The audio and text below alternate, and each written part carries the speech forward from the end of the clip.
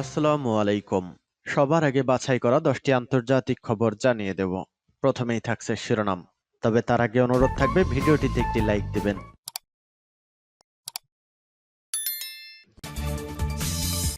দখলদার ইসরায়েলি বাহিনী এবং ফিলিস্তিন পুরোদমে যুদ্ধ চলছে।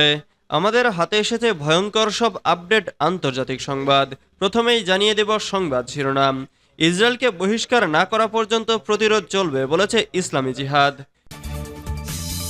এরপর জানিয়ে দেব ব্যাটল গ্রুপ ইস্টে ইউক্রেনের 100 সেনা নিহত। এদিকে বেঁচে ফেরা খালেদ মেশালকে হত্যার হুমকি ইসরায়েলের। এরপর জানিয়ে দেব হামলার ভয়ে দেশ ছেড়েছেন লিবিয়ার কেন্দ্রীয় ব্যাংকের গভর্নর। আরও জানিয়ে দিব ইউক্রেনের আরও 3 গ্রাম দখলের দাবি রাশিয়ার।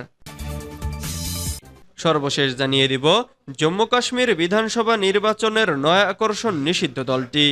এতক্ষণ শুনছিলেন সংবাদ শিরোনাম, এবারে বিস্তারিত। তবে অনুরোধ থাকবে ভিডিওটিতে একটি লাইক করবেন এবং কমেন্ট করে জানিয়ে দিবেন কোন জেলা থেকে আপনি আমাদের এই ভিডিওটি দেখছেন। ইসরায়েলকে বহিষ্কার না করা পর্যন্ত প্রতিরোধ চলবে বলেছে ইসলামী জিহাদ। ফিলিস্তিনের ইসলামিক জিহাদ আন্দোলন বলেছে অধিকৃত পশ্চিম তীরের বিরুদ্ধে বর্বর ইসরায়েলি সেনাদের ভয়াবহ আগ্রাসন ইসরায়েলি দখলদারিত্ব থেকে ফিলিস্তিনি অঞ্চল মুক্ত করার চলমান প্রচেষ্টা ও প্রতিরোধ লড়াইকে আরও উৎসাহিত করবে। উত্তর পশ্চিম তীরের জেনিন শহরের কাছে আল জাবাবদেহ শহরে ইসরায়েলের ড্রোন হামলায় 3 ফিলিস্তিনি নিহত হওয়ার পর গতকাল শুক্রবার জিহাদ আন্দোলন এক বিবৃতিতে এই মন্তব্য করেছে। সংগঠনটি উত্তর পশ্চিম তীরের শহর ও শরণার্থী শিবিরগুলোতে ইসরায়েলি শত্রুদের পরিচালিত ব্যাপক আগ্রাসনের নিন্দা করে। জিহাদ আন্দোলন জোর দিয়ে বলেছে এ ধরনের অপরাধমূলক কর্মকাণ্ড ইসরায়েলকে লক্ষ্য অর্জন করতে সহায়তা করবে না, বরং এতে কেবল ফিলিস্তিনিদের দৃঢ় সংকল্পকে বাড়িয়ে তুলবে এবং আমাদের ভূমি থেকে দখল উচ্ছেদ না হওয়া পর্যন্ত প্রতিরোধ করার সংকল্প বৃদ্ধি করবে। গতকাল পশ্চিম তীরে ইসরায়েলি আগ্রাসনের 3য় দিন ছিল। এই আগ্রাসনে দখলদার বাহিনী পশ্চিম তীরের বিভিন্ন এলাকা, বিশেষ করে উত্তরাঞ্চলে তীব্র বিমান হামলা ও স্থল হামলা চালিয়েছে। ব্যাটল গ্রুপ ইস্টে ইউক্রেনের 100 সেনা নিহত। রাশিয়ান সশস্ত্র বাহিনীর ব্যাটল গ্রুপ ইস্টে গত 24 ঘন্টায় 100 ইউক্রেনীয় সেনা নিহত হয়েছে বলে দাবি করেছে রাশিয়া। সেই সঙ্গে ইউক্রেনের একটি কোজাক সাজোয়া যান এবং একটি পেলিশ নির্মিত ক্র্যাব আর্টিলারিকে ধ্বংস করেছে রুশ বাহিনী। শনিবার রাশিয়ান ব্যাটল গ্রুপ প্রেস অফিসের প্রধান আলেকজান্ডার গরভেদেভ এসব তথ্য জানিয়েছেন। তিনি বলেন, গত 24 ঘন্টায় তাদের যুদ্ধদল ইউক্রেনের 100 জন সেনা, একটি কোজাক সাজোয়া যান, একটি ক্র্যাব আর্টিলারি, 6টি অটোমোবাইল যান এবং একটি গোলাবারুদ ডিপো ধ্বংস করেছে। তবে এ বিষয়ে তাৎক্ষণিকভাবে ইউক্রেন কর্তৃপক্ষের কোনো মন্তব্য পাওয়া যায়নি। বেঁচে ফেরা খালেদ মেশালকে হত্যার হুমকি ইসরায়েলের। ফিলিস্তিনের স্বাধীনতাকামী সংগঠন হামাসের অন্যতম প্রধান নেতা খালেদ মেশালকে নতুন করে হত্যার হুমকি দিয়েছেন ইসরায়েলের পররাষ্ট্রমন্ত্রী ইসরায়েল কাজ। শুক্রবার তিনি এ হুমকি দেন বলে এক প্রতিবেদনে জানিয়েছে মিশরের বার্তা সংস্থা মিশরি আজ শাহরুখ। 27 বছর আগেও একবার ইসরায়েলি গুপ্ত হত্যা থেকে বেঁচে ফেরেন হামাসের এ নেতা। মিশরি আজ শাহরুখ জানিয়েছে, সম্প্রতি ইসরায়েল জুড়ে আত্মঘাতী অভিযান শুরু হওয়ার ঘটনায় তীব্র প্রতিক্রিয়া দেখিয়েছে নেতানিয়াহুর সরকার। এমনকি ইসরায়েলি পররাষ্ট্রমন্ত্রী ইসরায়েল কাজ হামাস প্রধান খালেদ মেশালকে হত্যা করারও হুমকি দিয়েছেন। তিনি বলেছেন, খালেদ মেশালকে হত্যা করার যে ইচ্ছা তেল আবিবের রয়েছে তা বাস্তবায়ন করবে নেতানিয়াহু সরকার। ইসরায়েল কাজ এ সময় জোর দিয়ে বলেন, তেল আবিব খুব শিগগিরই মেশাল ও হামাসে তার সহকর্মীদের হত্যা করবে। 68 বছর বয়সী খালেদ মেশাল এর আগে 1997 সালে সিরিয়ার রাজধানী দামেস্কে ইসরায়েলি হত্যা প্রচেষ্টা থেকে বিস্ময়করভাবে প্রাণে রক্ষা পান। এ বিষয়ে ইসরায়েলি পররাষ্ট্রমন্ত্রী বলেন, সেবার বেঁচে গেল। এবারের অভিযান হবে সম্পূর্ণ ভিন্ন ধরনের, যার ফলে তা ব্যর্থ হওয়ার কোনো সুযোগ থাকবে না।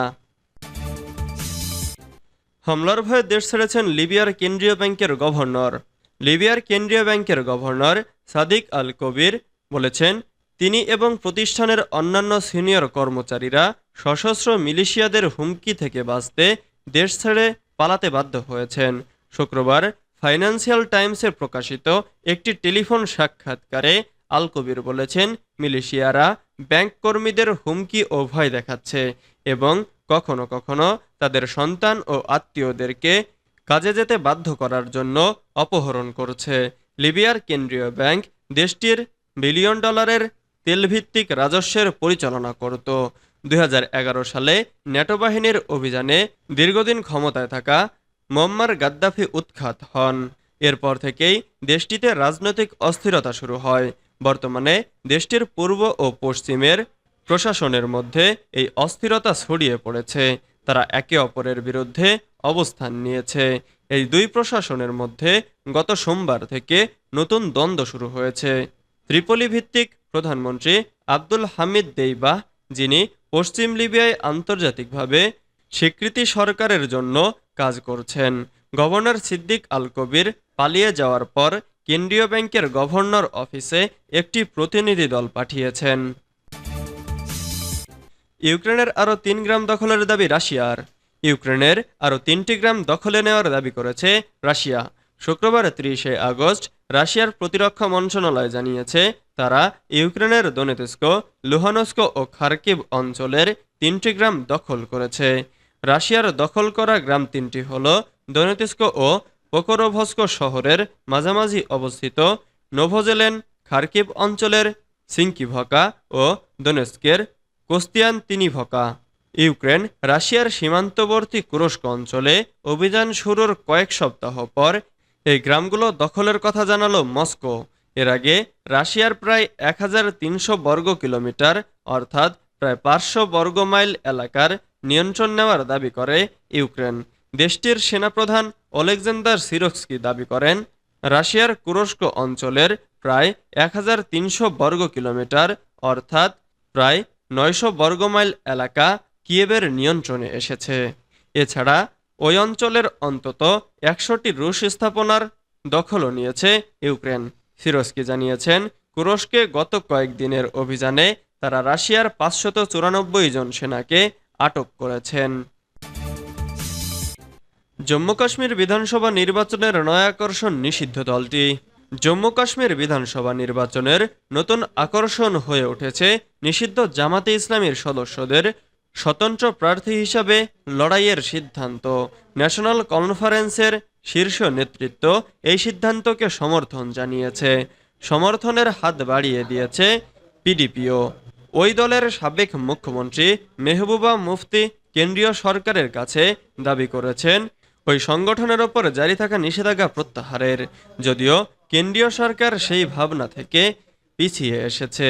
জামাতে ইসলামের ভোটে দাঁড়ানোর সিদ্ধান্ত উপত্যকার রাজনীতিকে চনমনে করে তুলেছে। এতকাল যারা নির্বাচন বর্জনের কথা বলে এসেছে, তারাই এখন ভারতীয় গণতন্ত্র ও সংবিধানের প্রতি আনুগত্য দেখিয়ে ভোটে প্রতিদ্বন্দ্বিতার সিদ্ধান্ত নিয়েছে। এতে জনমনে কেমন প্রতিক্রিয়া হবে সেই জল্পনা বিভিন্ন দলে শুরু হয়েছে। কোনো মহল যথেষ্ট আশাবাদী গত লোকসভা ভোটে বারামুল্লা কেন্দ্রে বিচ্ছিন্নতাবাদী কারাবন্দী নেতা প্রকৌশলী রশিদের বিপুল জয়ে। তারা মনে করছেন, এ যাবৎ যেমন ভোট হয়ে এসেছে, এবারের ভোট হবে তার চেয়ে আলাদা। রশিদ 2 লাখের বেশি ভোটে হারিয়েছেন সাবেক মুখ্যমন্ত্রী ও এনসি নেতা ওমর আবদুল্লাহকে।